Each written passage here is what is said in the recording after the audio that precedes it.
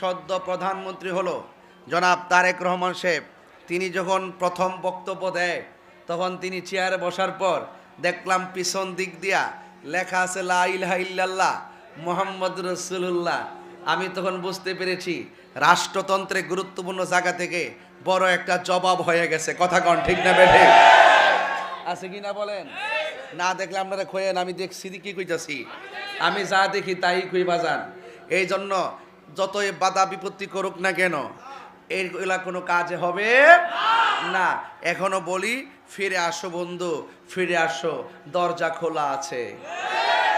এই জন্য লা ইলাহা ইল্লাল্লাহ মুহাম্মাদুর আমাদের কালিমা, লা ইলাহা ইল্লাল্লাহু মুহাম্মাদুর সাল্লাল্লাহু আলাইহি ওয়াসাল্লাম। এতে কোনো সন্দেহ আছে?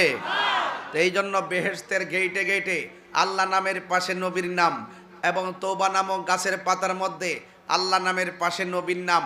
শুধুমাত্র তাই নয়, হুরদের চোখের মনির মধ্যে এক পাশে আল্লাহর নাম আরেক পাশে নবীর নাম। এবং হাদিস শরীফের মধ্যে আছে একদম সোজা লা ইলাহা ইল্লাল্লাহ মুহাম্মাদুর রাসূলুল্লাহ। এটা আল্লাহ এবং নবীজির নামটা যে পাশাপাশি, এটার দ্বারা শিরিক না, এটা পীরিতের প্রমাণ করে, পীরিতের প্রমাণ করে। কথা বলেন ঠিক কিনা?